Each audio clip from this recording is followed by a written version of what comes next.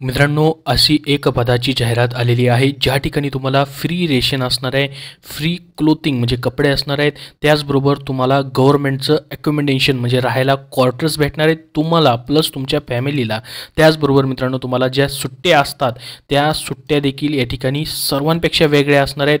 त्याचबरोबर तुम्हाला पेन्शन वगैरे तर असणारच आहे, परंतु जी मिलिटरीची कॅन्टीन असते ज्याला आपण CSD म्हणतो किंवा ती कॅन्टीन जी असते त्याची फॅसिलिटी तुम्हाला असणार आहे, लोन फॅसिलिटीज असणार आहेत, त्यानंतर अदर मेडिकल फॅसिलिटीज असणार आहेत, इन्शुरन्स कवर असणार आहे. अशी जी भरती निघालेली मित्रांनो, ही पगारासोबत तुम्हाला अदर बेनिफिट्स आहेत. तुमचा पगार देखील या ठिकाणी मित्रांनो चांगला आहे. जसं की मित्रांनो, पहिलं पद भरलं जातं आहे नाविक जनरल ड्युटी. याच्यामध्ये मित्रांनो तुमचा बेसिक पेमेंटच 21,700 आहे, प्लस तुम्हाला अलाउन्सेस आहेत. आणि दुसरं पद भरलं जातं यांत्रिकचं. याच्यामध्येही तुम्हाला बेसिक पेमेंट 29,200 आहे, प्लस सर्व अलाउन्सेस आणि तुम्हाला फॅसिलिटीज आहेत.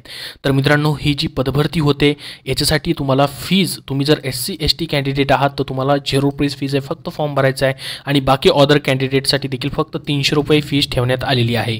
यासाठी ऑनलाईन ॲप्लिकेशन ऑलरेडी सुरू झालेले आहेत. अप्लाय करायची लास्ट डेट 3 जुलै 2024 या ठिकाणी असणार आहे. तर मित्रांनो, ही जी पदभरती होते यासाठी 260 टोटल जागा आहेत. ऑल इंडियामधून भरती होते, परंतु प्रत्येक रिजन वाईज वेगवेगळ्या जागा आहेत. यासाठी प्रत्येक रिजनमध्ये तुम्ही पाहू शकता ज्या ठिकाणी या ठिकाणी कोस्ट गार्ड आहे मित्रांनो, त्या ठिकाणी जागा असतील. जसं की मुंबईचा देखील समावेश होतो, तर तुम्ही या ठिकाणी प्रत्येक झोन वाईज या ठिकाणी वॅकेन्सी तुमच्या कॅटेगरी वाईज पाहू शकता. 260 वॅकेन्सी या ठिकाणी निघालेली आहेत.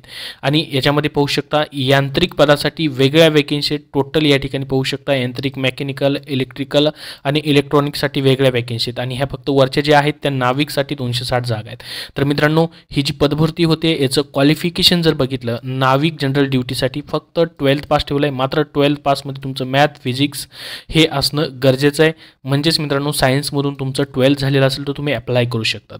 तुमचं नाही झालेलं तर तुमच्या मित्रापर्यंत नक्की हा व्हिडिओ शेअर करा, कारण की त्यांना ही संधी भेटणार आहे. नाविक GDसाठी फक्त 12th सायन्स ठिकाणी त्यांनी मागितलं आहे, म्हणजेच मॅथ फिजिक्समधून मागितलेलं आहे. यांत्रिकसाठी मात्र 10वी पास नंतर तुमच्या या ठिकाणी मित्रांनो डिप्लोमा झालेला पाहिजे, ज्याच्यामध्ये electrical, mechanical, electronics, telecommunication, radio किंवा पॉवर इंजिनिअरिंगमधून झालेला आहे तरीही चालेल. 3 ते 4 वर्षाचा जो डिप्लोमा असतो तो झालेला असणं गरजेचं आहे. किंवा या ठिकाणी 12th आणि 12वी पास केलेले तुम्ही, त्यामधून तुमचा डिप्लोमा इंजिनिअरिंग झालेले तरीही तुम्हाला अप्लाय करता येईल. त्याच्यासाठी पाहू शकता या ठिकाणी त्यांनी जे केडर आहेत त्याची लिस्ट दिलेली आहे. ही जाहिरातीची लिंक तुम्हाला मी डिस्क्रिप्शन बॉक्समध्ये देतो, तिथून तुम्ही डाउनलोड करून सविस्तरपणे पाहू शकतात. आता मित्रांनो, ही जी पदभरती होते यासाठी तुम्हाला हाईट या ठिकाणी मागितली जाते 157 सेंटीमीटर. याच्यामध्येही 5 सेंटीमीटर सूट असते. या ठिकाणी ही जी कॅन्डिडेट आहेत ती कॅटेगरी दिली त्यानुसार तुम्हाला पाहायचं आहे. त्याच्यानंतर मित्रांनो, जी पदभरती होते तुम्हाला जसं सांगितली पोस्ट पाहून तुम्ही ओळखलेलं असेल की ही पदभरती जी आहे कोस्ट गार्डसाठी होते. इंडियन कोस्ट गार्डसाठी मित्रांनो मिनिस्ट्री ऑफ डिफेन्स अंतर्गत हे पद येतं. परमनंट पद आहे. कोस्ट गार्ड एनरोलमेंट करत आहे या ठिकाणी. याच्यासाठी मित्रांनो फक्त मेल इंडियन सिटीजन्स अप्लाय करू शकतात, मेल कॅन्डिडेट अप्लाय करू शकतील नाविक आणि यांत्रिक या पदासाठी. आता मित्रांनो, याची सिलेक्शन प्रोसेस कशी असेल, सिलेक्शन तुमचं कसं केलं जाईल तर 3 स्टेजेसमध्ये सिलेक्शन आहे. महत्त्वाच्या 2 स्टेजेस आहेत, स्टेज 1 आणि स्टेज 2. बाकीच्या स्टेज जे आहेत डॉक्युमेंट व्हेरिफिकेशन, मेडिकल आणि फिटनेस वगैरे त्याबद्दलचं आहे. तर बघा मित्रांनो, आता फर्स्ट स्टेज जी या ठिकाणी तुमची होणार आहे, फर्स्ट स्टेजमध्ये कॉम्प्युटर बेस एक्झाम तुमची होईल. कॉम्प्युटर बेस एक्झाम घेण्याच्या अगोदर तुम्ही जो ऑनलाईन फॉर्म भरला आहे त्याचे तुमचे डॉक्युमेंट व्हेरिफिकेशन चेक केले जातील. त्यामध्ये तुमचे सर्व डॉक्युमेंट क्लिअर असतील तर तुम्हाला पास फेल अशा पद्धतीने रिमार्क दिला जाईल. आणि त्याच्यानंतर मग मित्रांनो तुमची फर्स्ट स्टेज चालू होईल. ती जी असेल या ठिकाणी रिटन टेस्ट असेल. कॉम्प्युटर बेस्ड टेस्ट तुमची ऑनलाईन घेतली जाईल, ज्याच्यामध्ये मित्रांनो नाविक GDसाठी जर आपण बघितलं कशा पद्धतीने तुमची परीक्षा होईल, काय सिलेबस असेल, तर या ठिकाणी रिटन टेस्टसाठी सेक्शन 1+2 दिलेलं आहे. तर खाली पाहिलं तर आपण या ठिकाणी सेक्शन्स दिलेले आहेत पहा. जसं की सेक्शन 1 मध्ये तुम्हाला मित्रांनो नाविक GDसाठी या ठिकाणी 60 मार्काची परीक्षा होईल. सेक्शन 1 मध्ये 60 क्वेश्चन्स असतील, 45 मिनिटाचा वेळ असेल, ज्यामध्ये मित्रांनो तुम्हाला कमीत कमी 30 marks OBC, ER, EWS कॅन्डिडेटसाठी, 27 marks SC ST कॅन्डिडेटसाठी घ्यायचे आहेत. 10 बेसवरती सिलेबस असेल, ज्याच्यामध्ये मॅथ्स 20 मार्काला 20 क्वेश्चन्स असतील, सायन्स 10, इंग्लिश 15 आणि रिजनिंग 10 आणि GK 5 अशा पद्धतीने हा सेक्शन 1 मधला सिलेबस असेल. सेक्शन 2 मध्ये मित्रांनो तुम्हाला 50 मार्क्स 50 क्वेश्चन्स असतील, 30 मिनिटाचा वेळ आहे.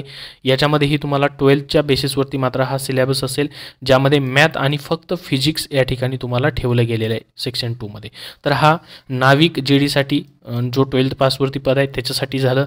तर याच्यामध्ये मित्रांनो बाकी यांत्रिकचं प्रत्येक सेपरेट दिलेलं आहे. यांत्रिकचं देखील तुम्हाला असंच चेक करायचे तुम्ही यांत्रिकला अप्लाय करणार असाल तर. आता मित्रांनो ही जी स्टेज 1 झाल्यानंतर स्टेज 1मध्ये जे विद्यार्थी क्वालिफाय होतील त्यांना स्टेज 2साठी बोलवलं जाईल.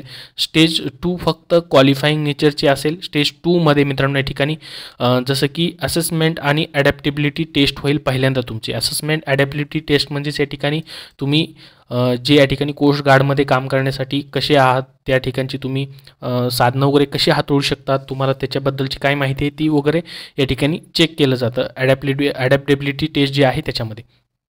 तर ही क्वालिफाईंग नेचरची टेस्ट असते. त्यानंतर तुमची मग फिजिकल फिटनेस टेस्ट घेतली जाते. जे क्वालिफाय होतील त्यांची या ठिकाणी फिजिकल फिटनेस टेस्ट घेतली जाईल, ज्याच्यामध्ये तुमची फिजिकल फिटनेस टेस्ट जी आहे मित्रांनो 1.6 किलोमीटर रनिंग जी आहे या ठिकाणी तुम्हाला 7 मिनिटात कंप्लीट करायची आहे आणि 20 स्क्वॉट अप्स तुम्हाला या ठिकाणी उठक बैठक करायचे आहेत, 10 पुशअप करायचे आहेत. आणि मित्रांनो याच्यामध्ये म्हटलं आहे त्यांनी all 3 test PFT are to be carried out in continuity without any break in 3 test will be lead to failing the PFT.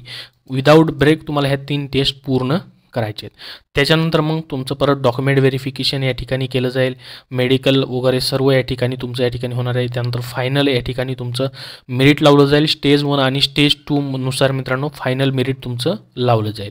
मग त्याच्यानंतर मित्रांनो तुमची ही सर्व प्रोसेस जी आहे ती नेमकी कुठं होईल, तर याच्यासाठी तुम्हाला तुमच्या जवळ तुम्ही ज्या ठिकाणी राहत आहे त्या ठिकाणचे नियरेस्ट 5 प्रेफरन्स तुम्हाला एक्झामिनेशन सिटीसाठी या ठिकाणी ऑनलाईन फॉर्म भरताना द्यायचे आहेत. आणि मग ह्या डेट्स ज्या आहेत एक्झाम वगैरे कधी वगैरे होईल याची, तर स्टेज 1 मित्रांनो या ठिकाणी मिड इन सप्टेंबर 2024मध्ये होईल. स्टेज 2 या ठिकाणी नोव्हेंबर 2025मध्ये आणि या ठिकाणी तुमचं जॉईनिंग वगैरे एप्रिल या ठिकाणी 2025मध्ये या ठिकाणी केलं जाऊ शकतं. आता मित्रांनो तुमचं सर्व झाल्यानंतर या ठिकाणी तुमचं ट्रेनिंग वगैरे कसं असेल तर बेसिक ट्रेनिंग सध्या तुम्हाला दिलं जातं. या ठिकाणी मित्रांनो टेंटेटिव्हली तुमचं ट्रेनिंग जे आहे एप्रिल 2025मध्ये चालू होईल. INS चिल्का या ठिकाणी मित्रांनो तुमचं ट्रेनिंग असेल. सी ट्रेनिंग, प्रोफेशनल ट्रेनिंग तुम्हाला त्या ठिकाणी ट्रेड वाईज दिलं जाईल. तर ही संपूर्ण माहिती तुम्हाला दिलेली आहे. इंडियन कोस्ट गार्डमध्ये तुम्ही मित्रांनो या पदांसाठी नक्की अप्लाय करू शकतात. ऑनलाईन अप्लाय करायची लिंक तुम्हाला मी डिस्क्रिप्शन बॉक्समध्ये देतो आहे, तिथून तुम्ही ॲप्लिकेशन जे आहे ते करू शकतात. याबद्दल अजून तुमचे काय प्रश्न असतील तर कमेंट बॉक्समध्ये कमेंट करून नक्की विचारा. हा व्हिडिओ नक्की लाईक करा व शेअर करा आणि पुढील सर्व येणारे अपडेट पाहण्यासाठी आपला चॅनल सबस्क्राईब करून ठेवा. धन्यवाद.